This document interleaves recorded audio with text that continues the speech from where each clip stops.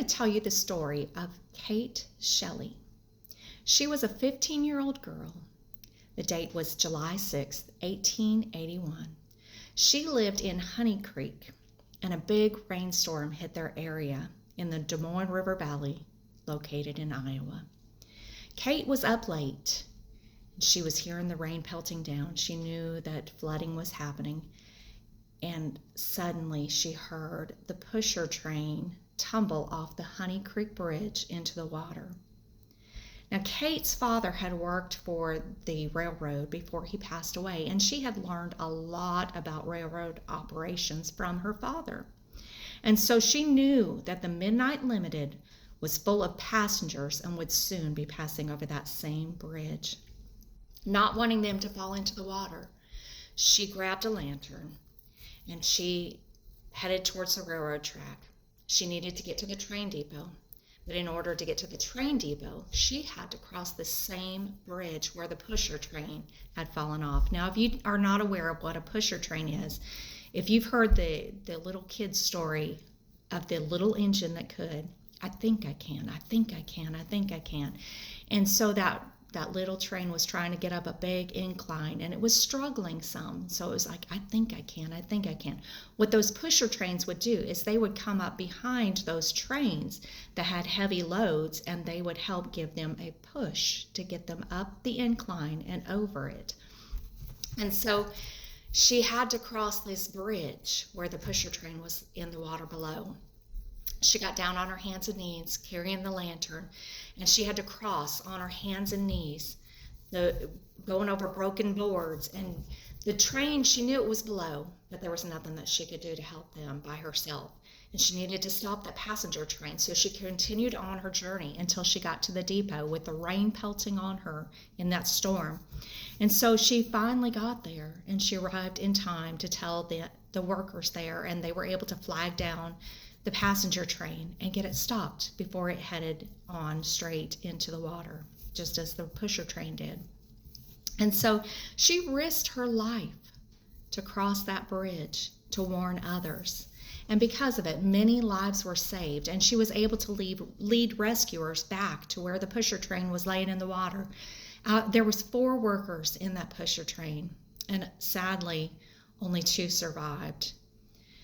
But if she had not risked her life, those 2 workers may not have survived either, along with that passenger train. And you may be wondering, what does that have to do with Bible studies? God brought that story back to my memory. It was one that I heard long, long ago when I was just a child. And I began to think about it, and I thought, that is like our pastors. Many people think that they don't need church, that they don't need a pastor. But the pastor warns us against sin. He warns us. Kate Shelley had to go and warn those people. The bridge is out. Don't go that direction. It'll lead to death. It's going to lead to destruction. Do not go that way. And in the same way, the pastors, their job and their responsibility is not to preach us a motivational, feel-good message that makes us go home and we feel good about ourselves, but we're still continuing in sin. They've got to warn us that the direction you're heading, it leads to destruction. The bridge is out. Don't go that way. It's sure death. It's eternal death. Do not go that way. When I was a child, I was a teenager. I was about 13 or 14 years old. Had a pastor come, the pastor that I'd known all my life until I was about 12 years old. He had resigned and went to another church. And so we had another pastor come, and he noticed that I wasn't paying attention in church. I was a typical teenager. And so I would get my schoolwork, and I wouldn't do it when I got home from school. I'd wait and bring it all to church, and then I'd spread it out on the pew beside me, and I'd work on my homework during church. And I wasn't paying attention to the sermon. I was semi-participating in the singing and the worship, but he noticed that. And so one night he came to me and he said, "You need to put away the distractions. Don't bring your schoolwork to church anymore. This is the time to focus on Jesus. This is the time that we give to him. You need to leave your schoolwork at home. Don't bring those distractions to church anymore. And you know what? I got kind of mad. I got upset. I was thinking, why is he picking on me? Why is he singling me out? I've got to get my schoolwork done. But you know what? In reality, I had time at home. I just chose not to make time. I chose to wait until it was church time and then try to get all my schoolwork done for the next day. And he was right. And when I look back, I realize he was warning me, you're on the wrong path. You're heading down a road of destruction. The bridge is out ahead. Don't keep going this direction. It's going to lead to eternal death. And because I listened to my pastor, I didn't like it, but I listened to my pastor. I left my schoolwork home. I made sure I got it done before church. And I went to church and I began to focus on the worship. And I began to focus on the singing. And I began to focus on the messages that the pastor was preaching. And it helped change the course of my direction and get me straightened out and get me on the right path. Preachers will preach things that we may not like, but they are warning us that the path that we're on, it leads to destruction. The bridge is out ahead, and we do well to listen to them. And you know, some of the other things that I thought about with Kate Shelley's story is, you know, that pusher train. It comes up behind when somebody's struggling, when a train is struggling to get up that incline. It's kind of what our pastor does too. Come on, you can make it. Come on, keep going. Just a little bit higher. Come on, you got it. Keep going. You're almost there. And so they push us to do well, to keep on doing what's right, to keep living for God, to keep striving, to go higher in the things of God.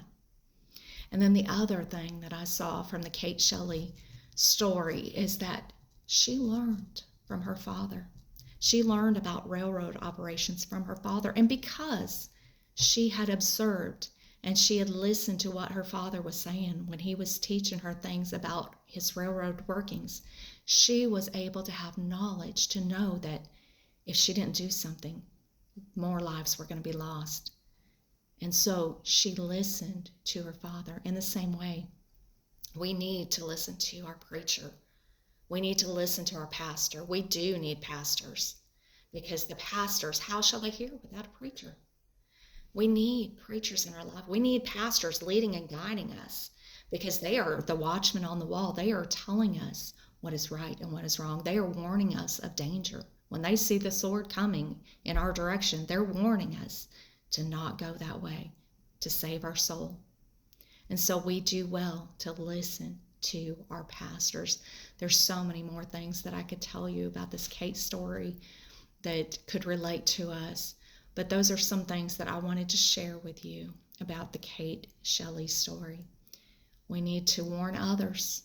We need to listen to our preacher. We need to listen to our pastor.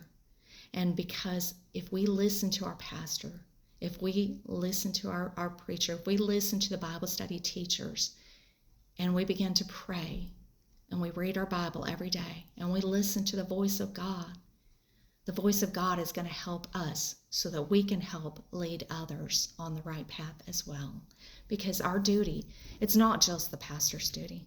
It is everyone's duty to help reach for the lost. And that's what we need to do, because the night cometh when no man can work. God spoke those words strongly to me a couple years ago. The night is coming when no man can work. Work while it is day. And we are about our Father's business, but the laborers are few. There are so few who are truly out there reaching for the lost. We're not going to reach them by posting pictures about our food and pictures about our travels and pictures about our fun. And I'm not saying that that's wrong. But what are you doing to reach for the lost? What are you doing to reach for your lost family and friends, or even strangers, people that you don't know?